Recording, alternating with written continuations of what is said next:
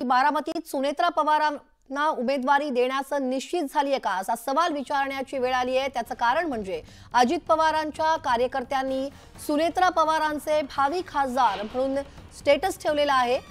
यंदा भाकरी फिरणार आणि विकासाच्या जोरावर वहिनीच खासदार होणार अशा आशयाचा ज्या पोस्ट आहेत त्या व्हायरल होत आहेत। त्यामुळे सुनेत्रा पवार यांची उमेदवारी निश्चित झाली आहे का असा सवाल विचारला जातोय।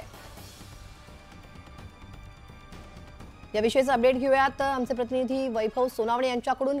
वैभव, नेमकं काय म्हणायचं? यंदा भाकरी फिरणार असं म्हटलं जातंय।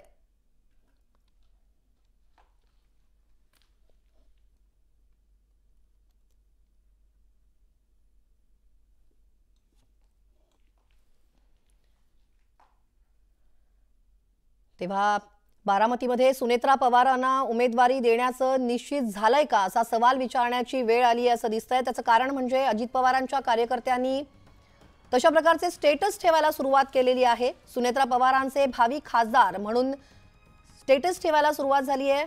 त्यामुळे असं म्हटलं जातंय यंदा भाकरी फिरणार आणि विकासाच्या जोरावर वहिनीच खासदार होणार अशा आशयाच्या ज्या पोस्ट आहेत त्या पोस्ट सुद्धा व्हायरल होताना दिसतायत।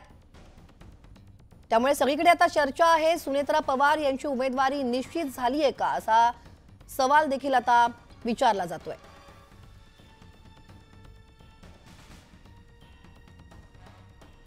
बारामतीमध्ये पवार विरुद्ध पवार अशी लढत होणार का? त्याचबरोबर सुनेत्रा पवारांना उमेदवारी देण्याचं निश्चित झालंय का असा सवाल विचारण्याची आता वेळ आली असं दिसतंय। कारण तशा आशयाच्या पोस्ट आहेत त्या पोस्ट व्हायरल होत आहेत। तशा आशयाचे स्टेटस सुद्धा ठेवले जात आहेत। उपमुख्यमंत्री अजित पवार आणि शिवसेनेचे नेते माजी खासदार आनंदराव अडसूळ हे अमरावतीत दाखल झालेत।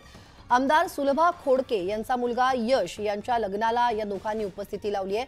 अडसूळ आणि अजित पवार यांच्यात तब्बल 20 मिनिटांपासून चर्चा सुरू आहे आणि आनंदराव अडसूळ हे सुद्धा अमरावती लोकसभा निवडणुकीसाठी इच्छुक आहेत। त्यांनी अमरावतीवरती दावा केला आहे। त्यामुळे अजित पवार आणि आनंदराव अडसूळ यांच्या भेटीत काही राजकीय चर्चा झाली आहे का याकडे आता सगळ्यांच्याच नजरा लागल्यात।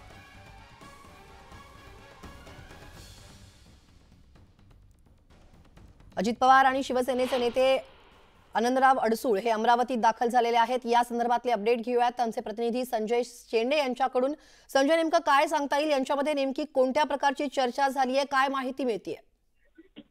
निश्चितच अमरावतीचे जे माजी खासदार आहेत आनंदराव अडसूळ सध्या ते शिवसेना शिंदे गटाचे नेते आहेत आणि आज अमरावतीमध्ये अजित पवारांचे जे स्वीय सहाय्यक आहेत संजय खोडके आणि आमदार सुलभा खोडके यांच्या मुलाच्या शुभविवाहाच्या निमित्ताने अमरावतीच्या ग्रँड हॉटेलमध्ये अजित पवार जेव्हा या लग्नाला उपस्थित राहण्यासाठी आलेले असताना आनंदराव अडसूळ आणि अजित पवार तब्बल 20 ते 25 मिनिटं हे यांच्यात चर्चा झाली।